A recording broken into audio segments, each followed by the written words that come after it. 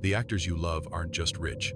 They've traded their souls to become something else entirely behind closed doors. They aren't celebrities anymore. They are hollow shells, being used to broadcast a nightmare directly into your living room. Hollywood's real horror isn't on the screen. It's what happens when the cameras stop rolling and the secret doors lock. While you're sleeping, the elite are wearing masks and bowing to symbols that shouldn't exist. They aren't acting anymore. They're playing a game with your reality.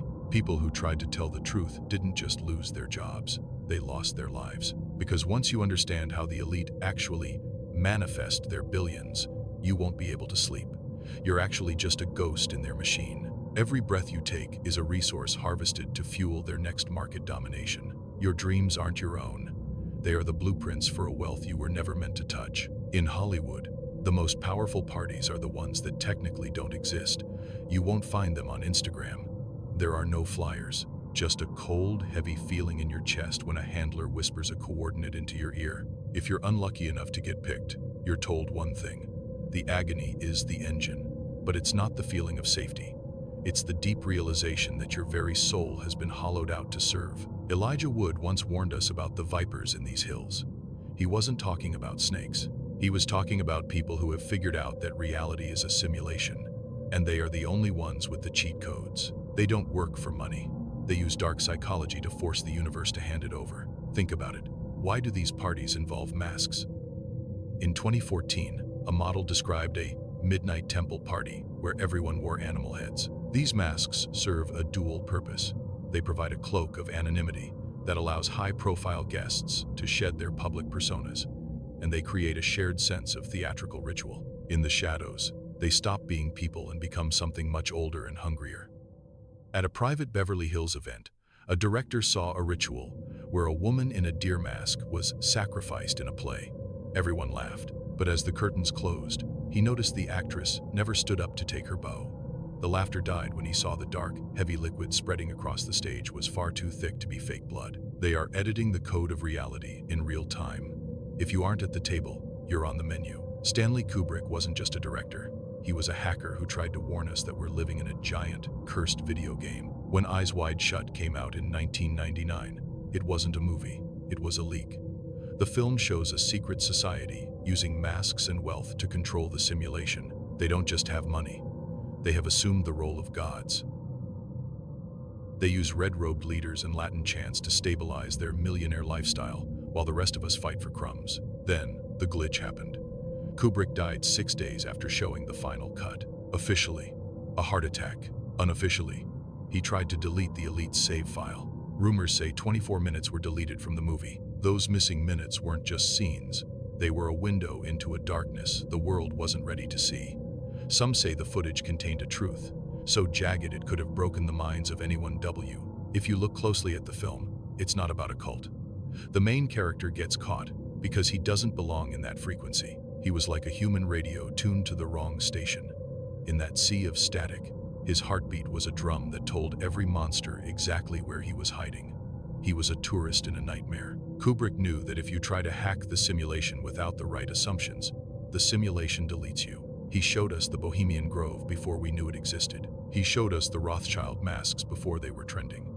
He was showing us that the sacred few aren't just rich, they are the programmers, and they don't like it when the NPCs start asking questions. On the 12th of December 1972, the Rothschilds threw a party that would make your worst nightmare look like a Disney movie. The invitations were written backwards. You needed a mirror to read them. Reading the words in the glass was the first trap. Once the mirror caught your reflection, the ritual had already begun. The guests arrived at a castle that was bathed in blood-red light. Audrey Hepburn wore a birdcage. Other guests wore heads made of multiple faces. This is dark psychology 101. By stripping away your identity, they force you to accept a new, twisted reality. Once your face is hidden, the person you used to be dies, so the machine can finally take control. The decor featured mutilated doll faces and tables shaped like human bodies. It's absurdist humor at its deadliest. Oh, look at this plate shaped like a liver. Isn't it funny? No, it's a statement of power. They are showing that they own the physical world, including your physical body. Why do pop stars like Beyoncé or Madonna keep copying these aesthetic looks? Because they are being taught the same secret. The mask is the reality. If you wear the mask of a god long enough, the simulation stops being able to tell the difference. Eventually, the mask stops being a costume and starts to grow into your skin. By the time you try to take it off, there is nothing left of the person you used to be. In the old days of Hollywood, there was a man named Kenneth Anger. His films were literally spells designed to change the world. He was obsessed with Aleister Crowley, the guy who said, "Do what thou wilt." Anger wasn't making movies. He was documenting the occult law of attraction. His film Lucifer Rising used actual rituals to summon a new dark reality. He didn't use actors. He used practitioners. He even used a member of the Manson family to write the music. The audience wasn't just watching a film. They were participants in a summoning, whether they knew it or not. He worked with Jack Parsons, the rocket scientist who literally helped start NASA while doing intimate ritual occult magic in the desert. Parsons wasn't just building rockets. He was trying to manifest a new god of darkness into existence. This is where the billionaire lifestyle gets dark. The elite don't sit on a yoga mat and whisper, "I am rich." They perform high-intensity, psychological invocations. They don't pray for success. They demand it from things that live in the dark. Every word they speak changes the air around them until the world has no choice but to obey. Mick Jagger and Jimmy Page weren't just rock stars. They were students of this dark imagination. They understood that the stage is a ritual, and the audience is the energy source. When you see a viral video of a celebrity doing something weird, they aren't crazy. They are just acting as a bridge for a power that doesn't belong in this world. Your attention is the battery that keeps their nightmare running. High above Sunset Boulevard, perched like a fortress, stands the Chateau Marmont. It's a Gothic fortress where reality goes to die. People check in as one person and check out as someone or something else. Housekeepers have seen A-list stars chanting in circles of blood-red candles. The human who entered the room died the moment the first candle was lit. Now, something else is wearing their skin and walking back out into the world. But the real admin room of the simulation is Bohemian Grove. Every July, the most powerful men on Earth, V-presidents, CEOs, and studio heads gather in the Redwoods to worship a 40-foot stone owl. They call it the cremation of care. They light a giant fire to burn away the last bits of their human mercy. When the flames die down, they walk out of the woods ready to do things a normal person could never imagine. The smoke stays in their lungs, turning their hearts into cold, gray ash. From that night on, they look like people, but they no longer feel like them. They go back to their offices and families as empty shells.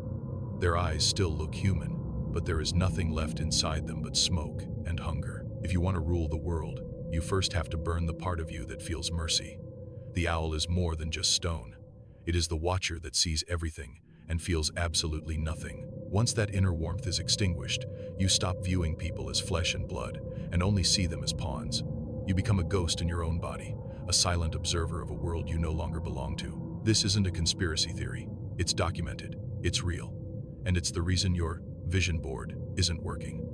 You're trying to manifest a new car. They are manifesting a new species, one that no longer requires a soul to function. While you wait for a material object, they are busy rearranging the very laws of physics to ensure you remain part of. They are not just building a world.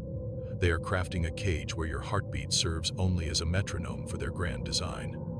Every breath you take is now a leased commodity, fueling an existence. If you try to use these occult secrets without being part of the sacred few, the simulation might just decide you're a bug that needs to be fixed. The elite aren't lucky. They are architects of a nightmare. They have realized that reality is nothing more than a shared hallucination, so they built a fortress of madness and forced the rest of us. They don't dream. They infect. Their minds have become dark engines that overwrite the fabric of the everyday, turning our very sense of self into a flickering shadow cast by their will. If you want to know how to actually hack the simulation without ending up like Kubrick, you need to see what we're posting next. It's even darker. Like, subscribe, and comment, "I wake up," if you're ready to stop being an NPC. Or just keep manifesting your lattes.